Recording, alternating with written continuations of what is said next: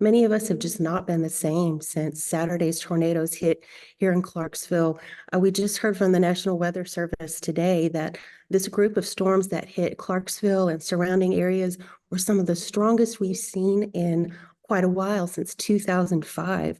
So 18 years. 6 people lost their lives in the storms, including 3 here in Clarksville, hundreds of buildings damaged, some destroyed.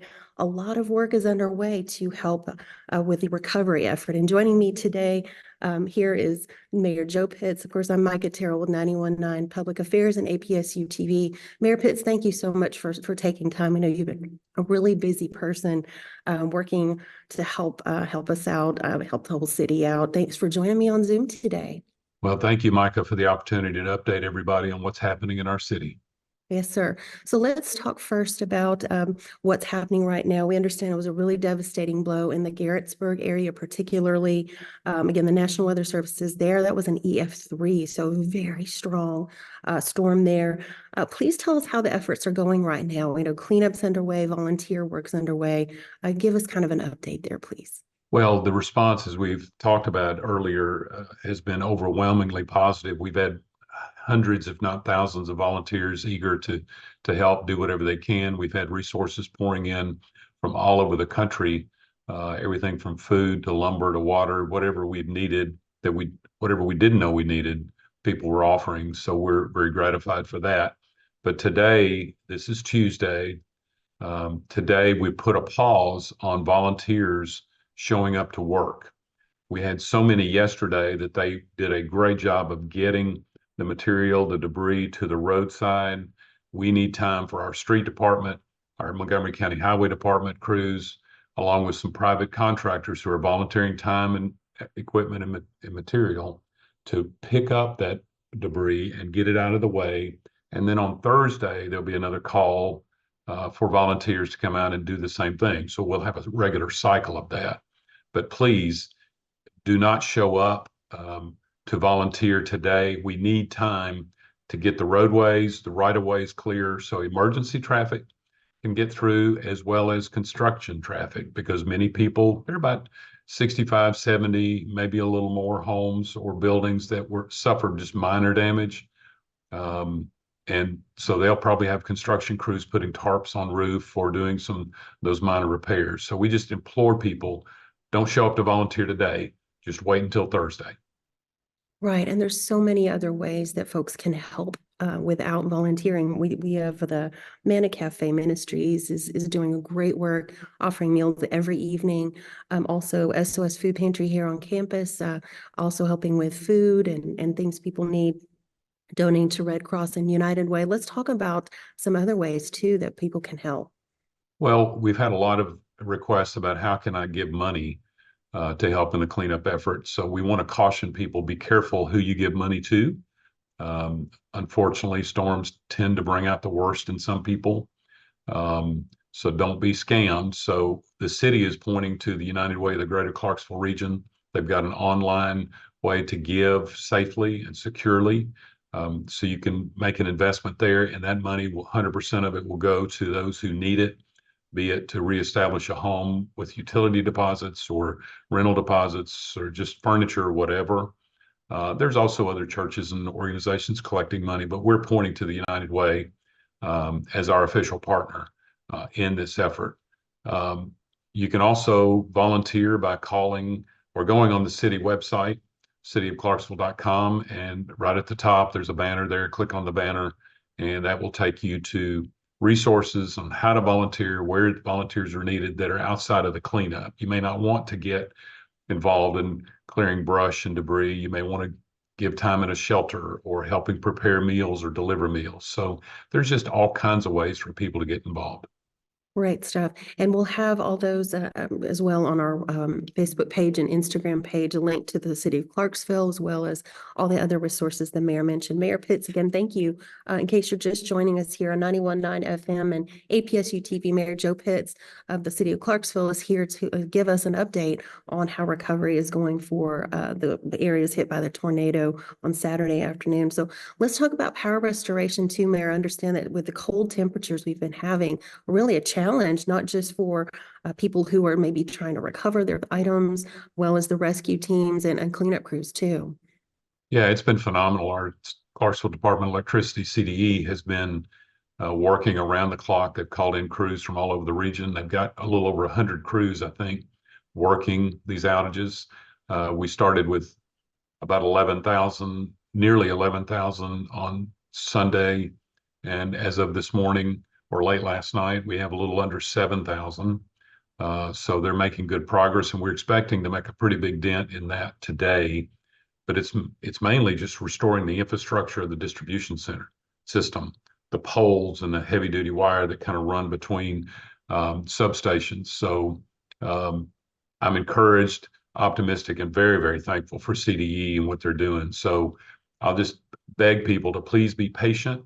We know it's cold. That's why we say if you need a place to stay that's warm, call us, email us, go to the city website and let us know. The American Red Cross has been phenomenal.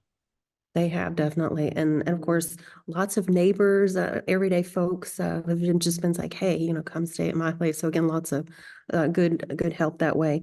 Also wanted to ask you too about a report we heard from, and of course, this is in the UK, the Independent, and as well as the Scripps News Group, which is here in the US, reports the concerns about the tornado sirens. Yeah. Did they go off? Were they delayed?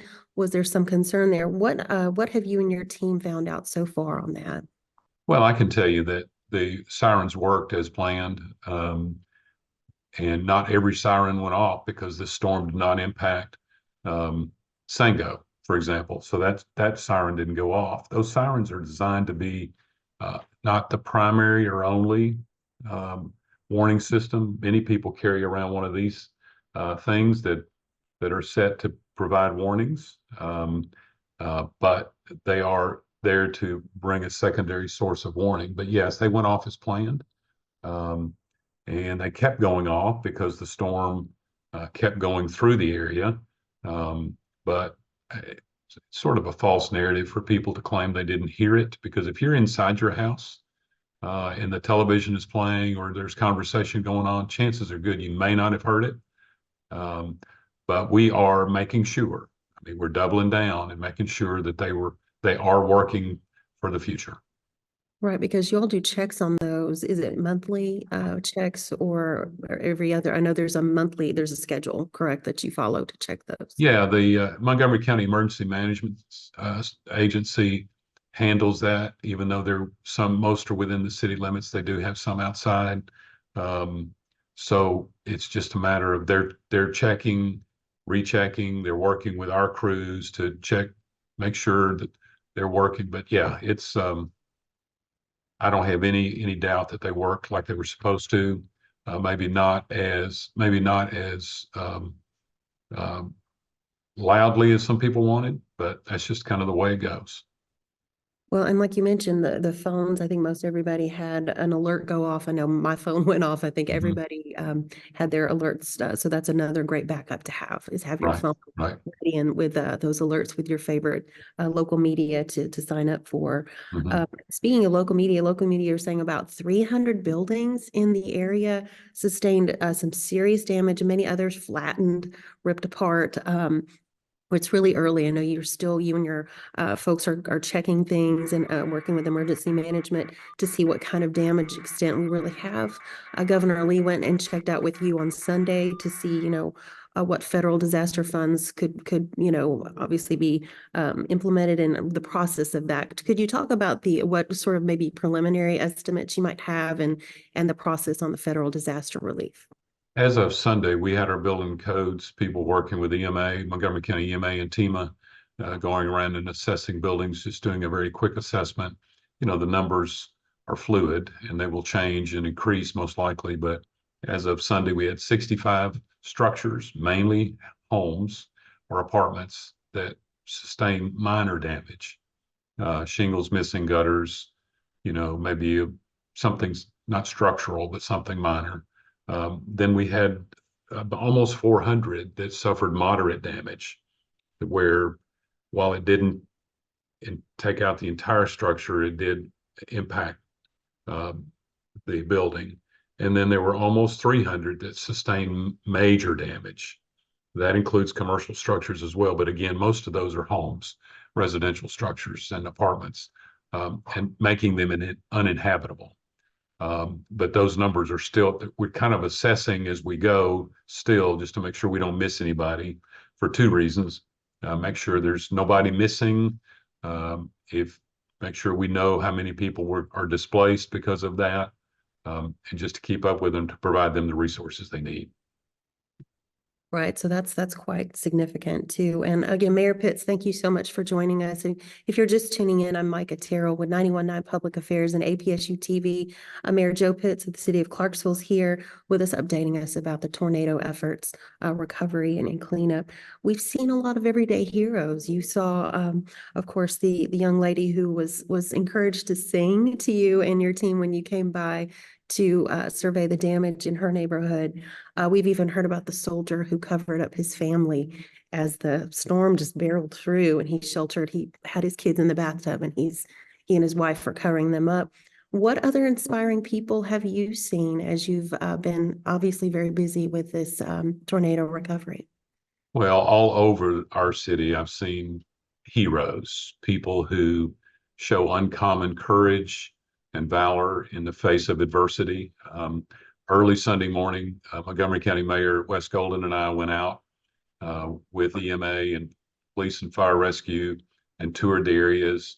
And we just met all kinds of people. One lady was in her vehicle and caught in the storm, and debris was pounding her vehicle. Her vehicle was a mess, but she walked away untouched.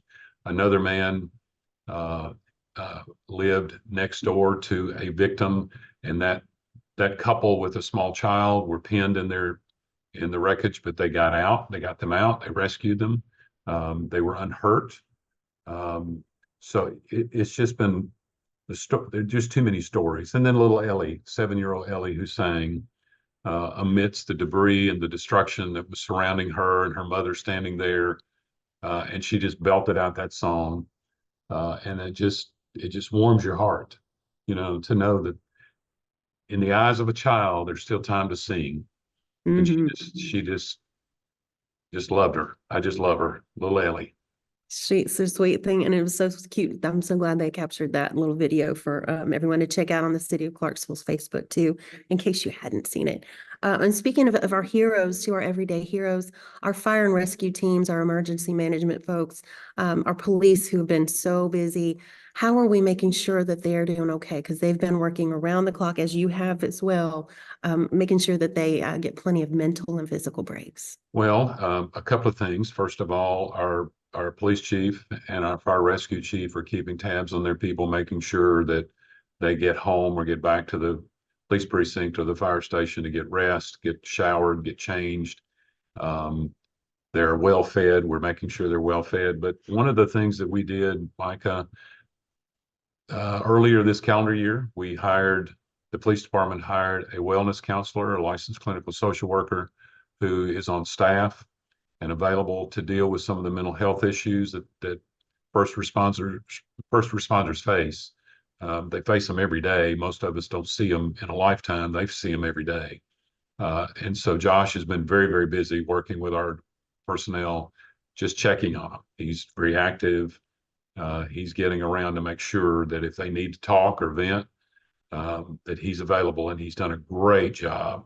And he's an Austin Peay graduate. So we're excited about what he's doing and the impact he's making. And then other nonprofits like Safe Soldiers and Families Embraced, they take care of our first responders and their families. So yeah, we're being very deliberate, taking care of the mental health of our first responders. And that's awesome. And of course, here on campus, we have our counseling center is as well working round the clock to be helping folks who are dealing that. And speaking of our Austin Peay family, we had a lot of faculty and staff impacted. One of my own students had a car damage, some had home damage. So what was it like? Obviously, to hear about your Austin Peay family affected, what was that impact to you? How did you feel about that? Well, obviously, I'm a proud graduate of Austin Peay way back in 1980, and I have an affinity for the school, and I just love the university. But yeah, anybody who's impacted, especially Austin Peay students, staff, or faculty, we want to take care of them too. So again, if there's a need, please, please, please let us know. Email us, call us, go on the website. Let us know if there's a need. There's a little form you can fill out real quick, and we'll make sure we get the resources to you. Right. And as I mentioned earlier, we'll have that on our Facebook and our Instagram for folks to check out. And again, speaking of tornadoes and Austin Peay, many of us remember 1999 when it was downtown. Of course, it was early in the morning, not on a Saturday afternoon, but early morning tornado hit, wiped out the courthouse, much of downtown, hit here at Austin Peay as well, caused a lot of damage. No fatalities, fortunately, in that case. What was it like to see this aftermath and then, of course, see what happened to Clarksville in 99? Well, I was in Clarksville then because it's my hometown, and I can remember the destruction early morning, and it was just very thankful that we didn't have a death or injury, serious, especially serious injury. But that seemed to be concentrated on one area. And it was more commercial office buildings, like you said, the courthouse. But this tornado impacted a lot of people's homes, apartments. And right here at Christmas, it's just going to make us think of Christmas a little bit differently from now on, especially this year. Definitely so. And again, if you're just joining us, Mayor Pitts of the City of Clarksville is joining us. We're talking about the recovery efforts underway after Saturday's tornado. And again, that's what I wanted to ask you about. It's such a tough time. Any time is tough to have a tornado hit, but especially when folks are getting ready for the holidays. Maybe their home was decorated, they had the presents and everything, and it just, it just seems such a hard thing to go through. Yeah, as we toured, Mayor Golden and I toured on Sunday morning, we made sure people had a place to stay, they had food, they had what they needed, the basics, and to a person, they were all squared away. But one thing I do want to emphasize, Mike, if I could, one of the things we're encountering are the looky-loos, or what I call disaster tourists, where they drive around through the sites, taking pictures or video for whatever reason, I don't know. While I can understand you want to sympathize and empathize with our neighbors, stay out of the areas. You're getting in the way. So please don't drive to the areas to look. There'll be plenty of time for that. We're just trying to get people cleaned up, streets clean. And if you're driving through it, you're in the way. And we do not want to have to impose barricades to these neighborhoods. We don't want to have to do that. But if we can't get a hold of people driving through, just looking, we may have to do it just to protect the property owners, the homeowners, and the neighborhoods from people who don't mean well. So please stay out of the areas, reduce traffic so we can get our equipment in there and do what we're supposed to do. And that's what I wanted to ask you too about. I know there's traffic that you're telling people stay away. Any more city curfews planned or any other things to, or maybe just for that area planned in the coming days as the cleanup continues? Well, on Saturday evening, we did issue an state of emergency declaration to impose a curfew of 9 p.m., excuse me, for Saturday and Sunday nights. We allowed that to expire. Primarily, we needed to stabilize the areas hardest hits to know and to assess and know what we were dealing with. We've done that. We feel pretty good about what we've done. So there's no plan to issue another state of emergency for a curfew. We just need people to stay out of our way. While you may be well-meaning and you want to go by and say thank you to the first responders, do that later. There'll be time next calendar year for us to do that. Definitely. Amir, we've talked about a lot. What other things did you want to discuss that I didn't ask you about today? Well, I just want to reassure the people who are impacted by the tornado that we are here for them. We will do everything we can for as long as it takes to help them. The initial pass we're making in cleanup is just that. It's an initial pass. We will come back through those areas and clean up as well. We'll get down trees out of the way. We'll do everything we can to restore some sense of normalcy and rhythm to those neighborhoods. But I just want to reassure people, we know in the areas impacted, we've got every available resource, including Fort Campbell. They have been so generous And they're going to be on the ground today with people and equipment to help us load up the debris and get it out of the way. So between that and the private business sector, we're just encouraged. But yeah, just to the people, you are our first priority. There is no other priority but the people, and we'll take care of it. And just a quick reminder too about the volunteer situation, to Mayor, if we could reiterate the, again, that there's the heavy equipment situation that folks are not needed at the moment to help with volunteering. Yeah, yesterday, Monday, we had an outpouring of volunteers and they did a great job. And they did so well, in fact, that we need to take a 2-day pause. Today's Tuesday and tomorrow, Wednesday, where we don't need any volunteers. Don't show up, don't drive into areas. Give us time to collect the debris, get the dumpsters out of the way, put debris in dump trucks and haul it off.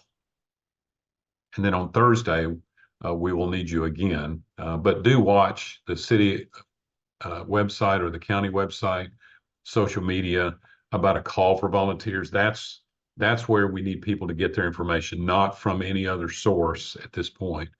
There's some well-meaning social media pages and things, but please share what the city and the county put out, because I want people to know with confidence that's the need, with confidence, and they can go there and feel comfortable about giving or helping.